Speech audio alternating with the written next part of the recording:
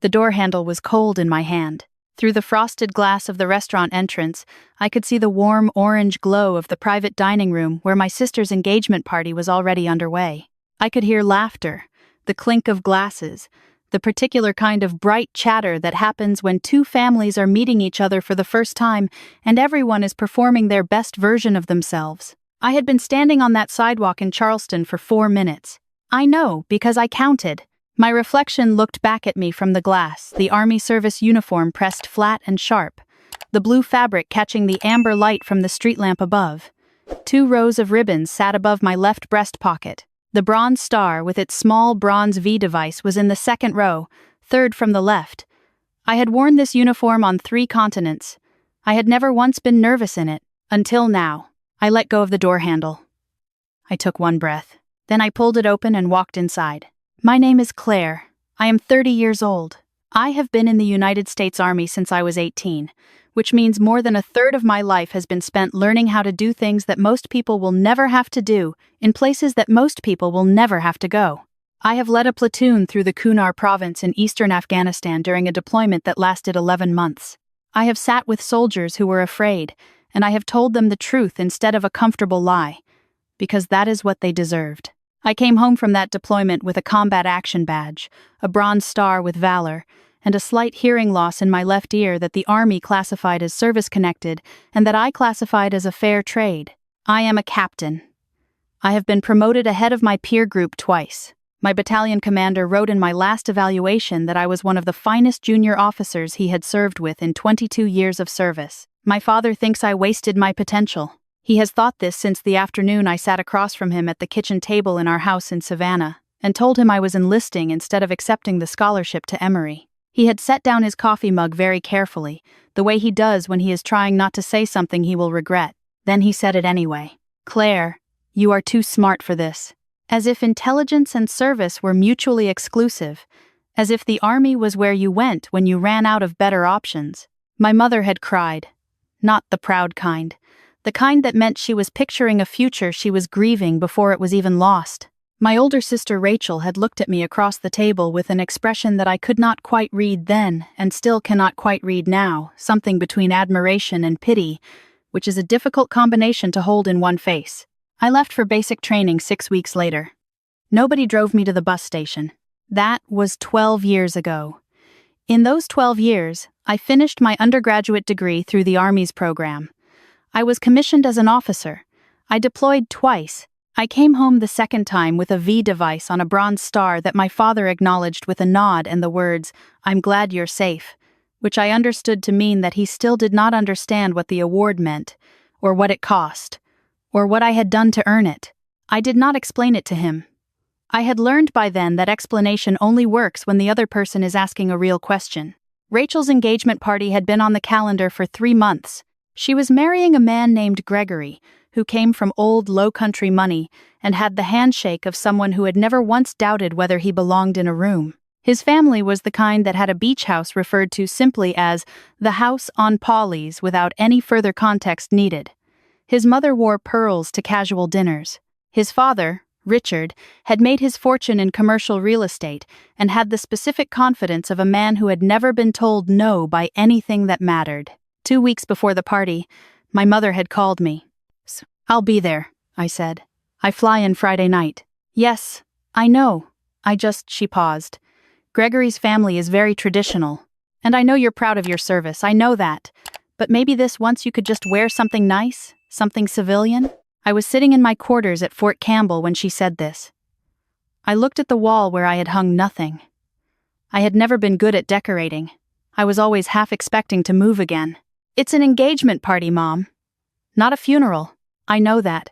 I just don't want anything to distract from Rachel's night." I understood what she meant. She meant me. She meant my uniform.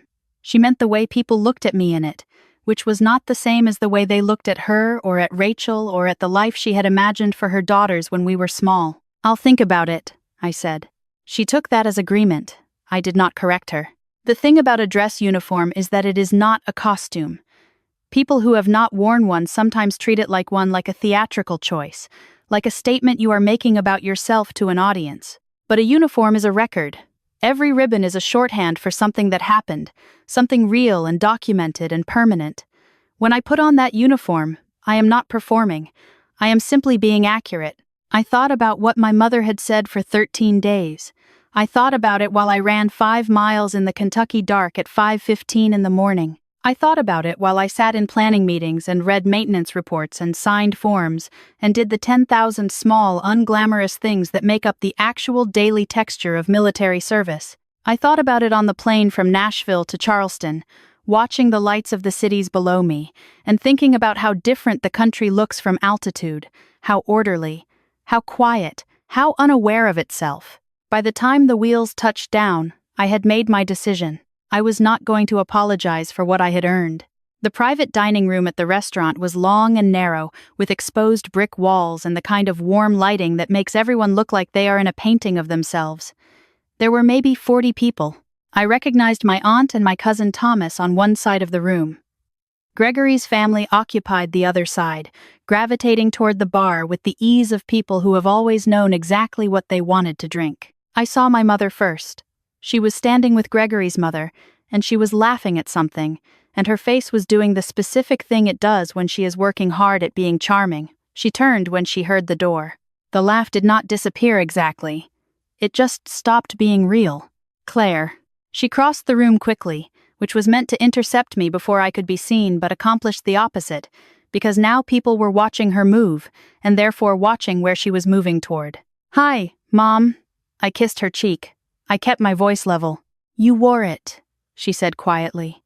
It was not an observation. It was a category of feeling that did not have a simple name. I did. She looked at me for a moment. Something moved through her face that I could not catalog in real time. I would spend the next several hours trying to reconstruct it. Then she straightened slightly, as if deciding something, and she said, "Come, say hello to your sister." Rachel was radiant in the way that brides-to-be are always radiant lit from some internal source that has nothing to do with lighting or makeup. She hugged me genuinely and hard, and for a moment her forehead was against my shoulder and she said, "I'm really glad you're here." I believed her. Gregory shook my hand and was perfectly polite. He introduced me to his parents, which is when things shifted in the way I had been expecting but had not been fully prepared for. Richard, Gregory's father, looked at my uniform the way some men look at things they have decided not to be impressed by. He shook my hand briefly. His wife Patricia smiled a smile that had nothing to do with her eyes. "So you're the soldier," Richard said. "I'm the army officer." "Yes," I said. He looked at the ribbons on my chest with the expression of someone reading a menu in a language they have not bothered to learn. "Iraq? Afghanistan. 2 tours. Dangerous business." He said it the way you might say interesting hobby, which told me everything I needed to know about how the rest of the evening was likely to go. My father arrived 20 minutes later. He came to me first, which surprised me, and he put his hand on my shoulder and looked at me with an expression that I have learned over 30 years to interpret as love filtered through disappointment, not disappointment in me, exactly, but in the distance between the life he had imagined and the one I had chosen.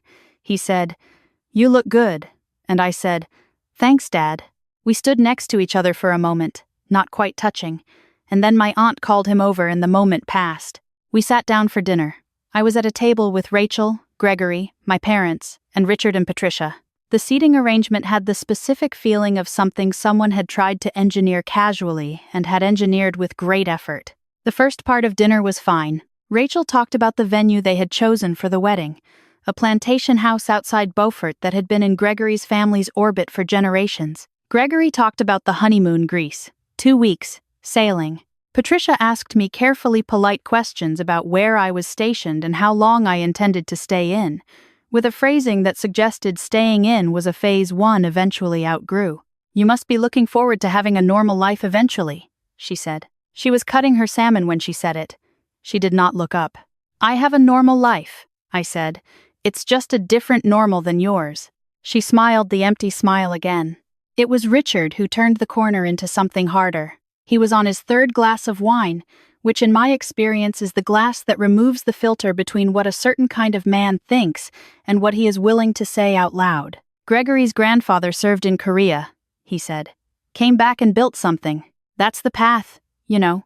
Serve your time, then build something real." He looked at me across the table. You're, what, 30?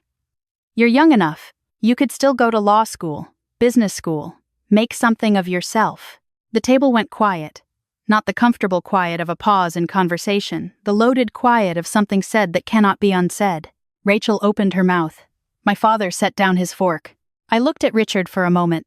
I thought about 11 months in Kunar province. I thought about the night in the Korangal Valley when the radio went down, and I made a decision in 40 seconds that I have thought about every day since, and that the army decided, after its review, was the right decision, and gave me a piece of bronze with a V on it to say so.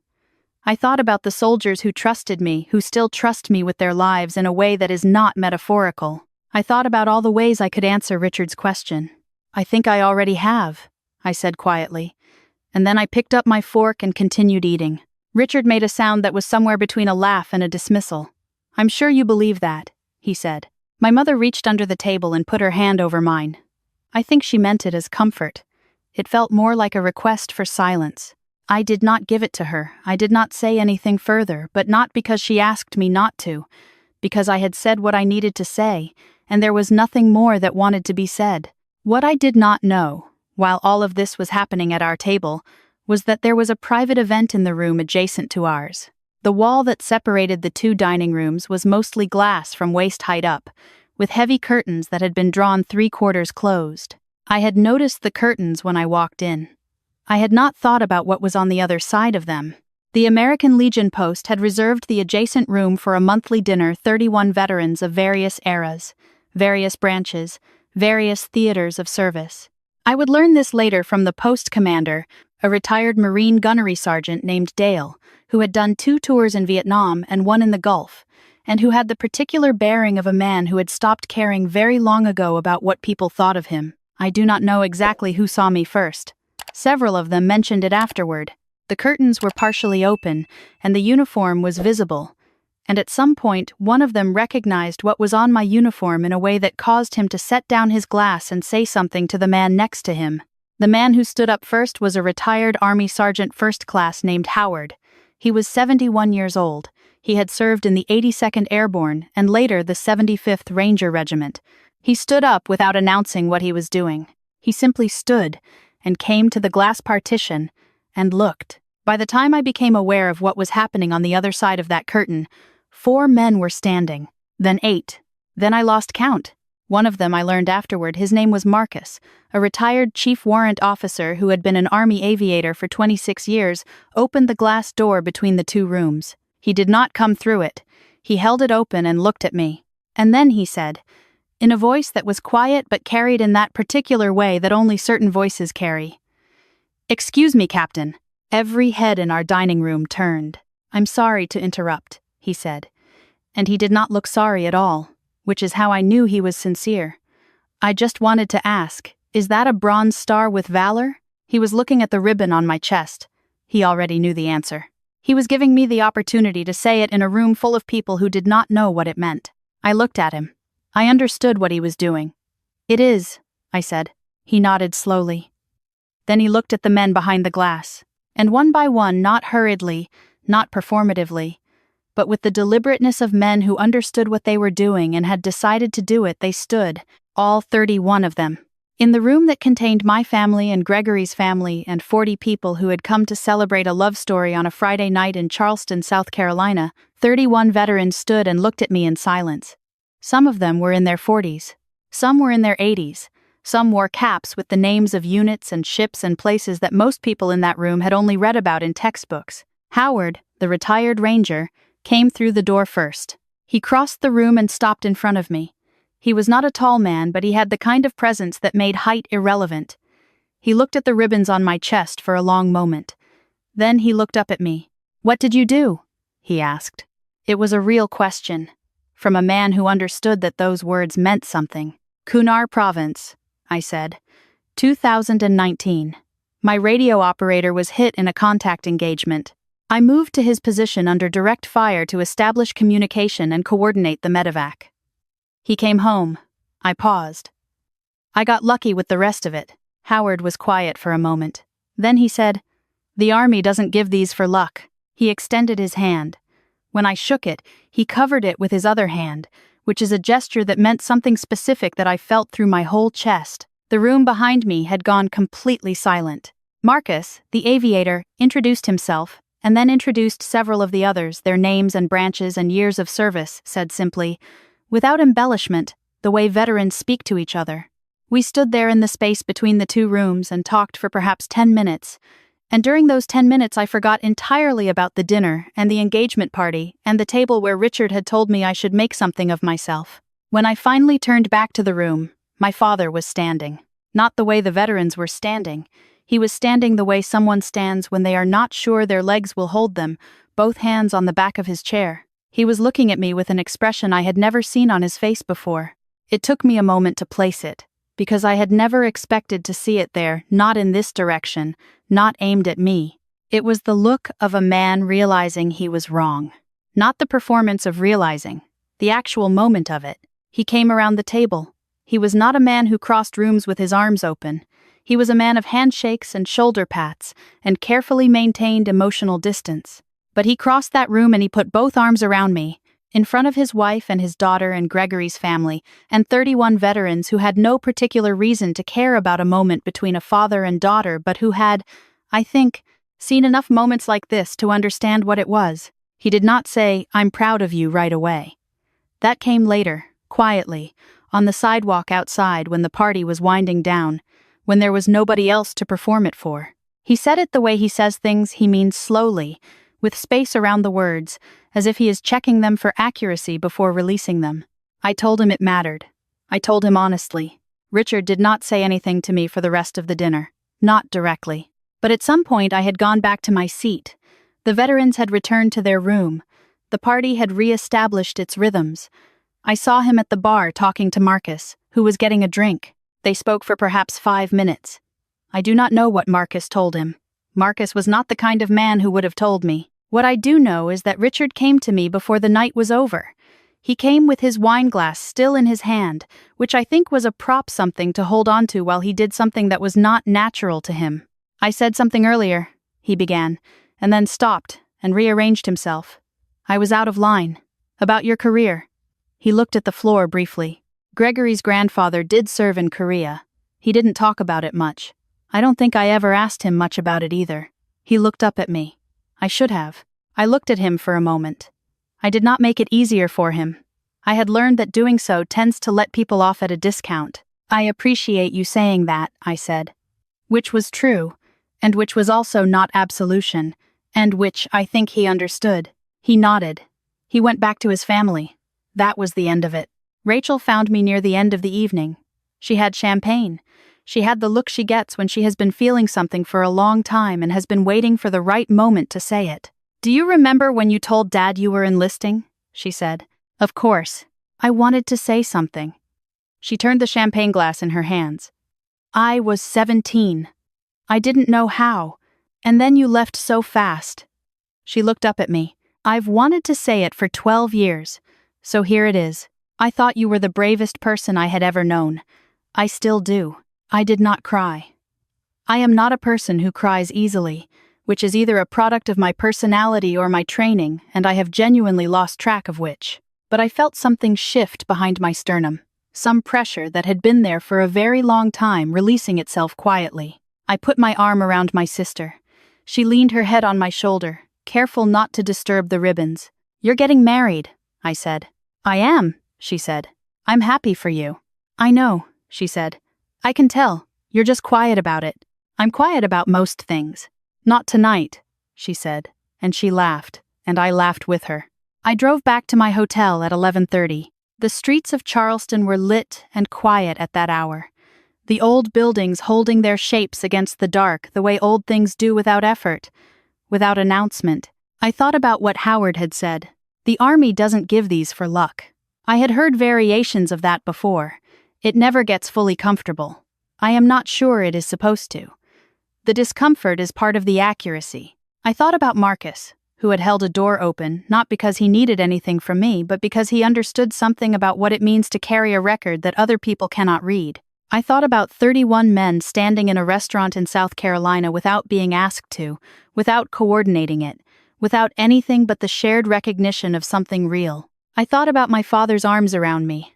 I had spent 12 years earning things that the people who raised me could not see.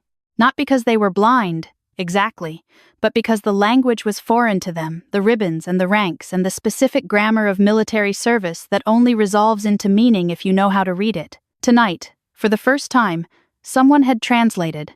Not for my sake, I had stopped needing that translation a long time ago, but for theirs, and something I had not known was locked had come open. The morning after, my mother called at 8. I was already dressed, sitting at the small desk in my hotel room with coffee that was adequate and light coming through the curtains. I answered on the second ring. "I've been thinking," she said, which is how she opens conversations that are different from the ones she plans in advance. "Okay," I said. "I never asked you what the Bronze Star was for. I know they gave it to you, and I was glad you were safe, and I put the announcement in my prayers, but I never," she stopped. "I never asked you what you did." I looked out the window at the Charleston morning. A jogger went past on the sidewalk below. A delivery truck. A woman walking a small dog who seemed intensely interested in a particular section of the curb. "Would you like to know?" I said. "Yes," she said, "if you want to tell me." So I told her. I told her about the Korengal Valley and the contact engagement and specialist Darnell, who was 23 years old and from Columbus, Ohio, and who wanted to be a physical therapist when he got out and who is a physical therapist now, with a practice in Dublin and a wife and 2 sons. I told her what I heard on the radio and what I decided in 40 seconds and what I ran toward. She was quiet for a long time when I finished. "You ran toward it," she said. "Yes." "Oh, Claire." There was something in her voice I had not heard before. Not pride, exactly, or not just pride. Something older and more complicated. The sound of a person revising a story they have been telling themselves for a very long time. "Mom," I said, "I'm here." "It's okay," I said. "I don't need you to have understood it then. I just need you to understand it now." Another silence. Then, "I do," she said. "I think I do. It is not a perfect ending. My family is not transformed. My father still sometimes talks about law school the way people talk about a road not taken, as if it was his road and not mine. Patricia still wears pearls to casual dinners. The world does not reorganize itself because of one evening in Charleston, but something changed. Not dramatically the way things change in movies, with a score rising underneath and a clear before and after. The way things actually change, which is slowly and incompletely, and in ways you only notice when you look back across a distance of time and see that the landscape has shifted without your having watched it move. My father came to my promotion ceremony the following spring. He drove 6 hours from Savannah. He brought my mother, and they sat in the 3rd row, and when my name was called and I walked forward and the gold oak leaf was pinned to my collar, I looked out at the audience the way you look at an audience when you do not want to single anyone out, when you want to take in the whole thing at once. My father was standing. He was not applauding. He was just standing, the way men stand when they are trying to hold something still inside themselves that wants to move. I looked at him. He looked at me. That was enough. That was more than enough. Some distances close quickly. Some close, so gradually you do not feel them closing until one day you realize that the space between 2 people, where there used to be silence and uncertainty, has been filled with something quieter and more durable, the slow, unspectacular work of understanding. It is not nothing, that work. In my experience, it is most of what matters. I know how to be patient. The Army taught me that, among other things, how to hold ground, how to wait, how to trust that the distance between where you are and where you need to be is crossable if you keep moving forward, one steady step at a time. I have always been good at moving forward,